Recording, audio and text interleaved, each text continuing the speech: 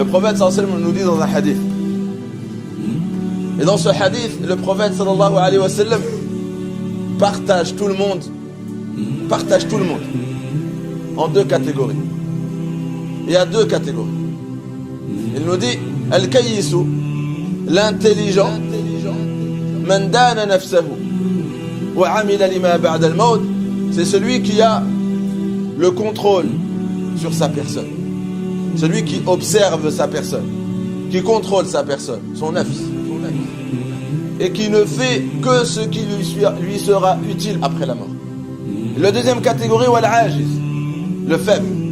Man atba'a nafsahu hawaha, qui laisse son nafs, sa personne, suivre ses désirs. Wa tamanna ala Allah l'aman, en espérant qu'Allah azza wa jal ne le jugera pas, ne le punira pas, en espérant ne pas avoir de compte à rendre à Allah azza wa jal sur ce qu'il fait au quotidien. Dans ce hadith, le prophète sallallahu alayhi wa sallam a appelé celui qui contrôle sa personne l'intelligent, celui qui a compris la vie, celui qui a compris comment fonctionne la vie ici et dans l'au-delà. Il nous dit, il ne fait pas d'action avant de mesurer, avant de voir est-ce que cette action lui sera utile dans l'au-delà, ou elle peut lui être nuisible et dangereuse. Et après avoir jugé, il fait l'action. Le prophète sallallahu alayhi wa sallam dit wa amila lima ba'da al-maut. Quand il fait quelque chose, il sait que cette action lui sera utile quand il rencontrera Allah azza wa jalla dans l'au-delà. Il sait que c'est une action utile pour la rencontre d'Allah azza wa jalla. Mais celui qui n'arrive pas à se contrôler, c'est un fait. Regardez la comparaison entre l'intelligent et le faible. Le mois de Ramadan est un mois où on apprend à nous contrôler, à reprendre le contrôle sur notre personne, sur notre vie, sur notre nefs. Dans la chose la plus simple, manger, boire, on y arrive. Du jour au lendemain, on découvre qu'on a la force, en réalité, de décider ce qu'on va faire. On a décidé de ne pas manger jusqu'à le Maghrib, on a tenu. Parce qu'on l'a décidé. On a découvert qu'on avait en nous ce pouvoir.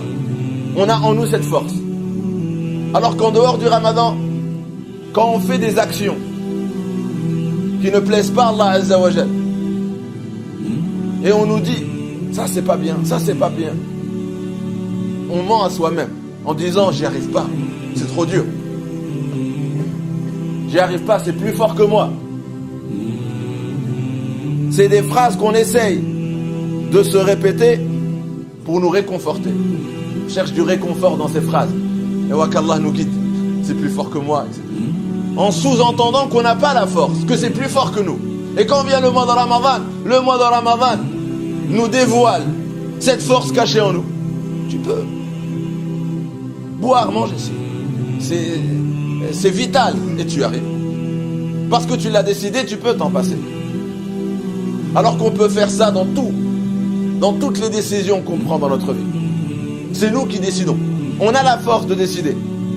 Quelqu'un qui est dans le péché, dans l'alcool, dans la drogue, dans la cigarette, il dit c'est plus fort que moi. Pourquoi tu y arrives jusqu'au Maghrib? Tu fais jusqu'au Maghrib, tu y arrives. Tu as la force. Tu as la force. Et pourquoi en dehors du Ramadan, tout d'un coup, tu n'y arrives plus? Parce que tu n'as pas envie. En réalité, tu fais le faible. Le prophète dans une minute, tu fais le faible. Alors que si tu es intelligent, c'est pas une question le faible et le fort. Non. C'est une question le faible et l'intelligent. Tu fais le faible. Mais si tu es intelligent et tu sais que ces actions-là vont avoir de lourdes conséquences dans l'au-delà, et bien ton intelligence va te rappeler que non, faut pas. Et tu as la force de le faire. C'est pas tu n'as pas la force. C'est pour ça que le prophète il a pas partagé les gens entre le faible et le fort. Tu es fort. Cette force, tout le monde l'a en lui. Mais des fois, tu regardes pas loin. Tu regardes pas les conséquences de tes actes. Et après un jour, tu es là, tu le regrettes. Alors que le prophète nous dit, soyez intelligent. Vous avez le contrôle. Vous avez cette force. Et ne laissez dans votre vie qu'une action qui vous sera utile dans l'au-delà. Et effacez de votre vie toute action qui est nuisible dans cette vie dans l'au-delà. Alhamdulillah.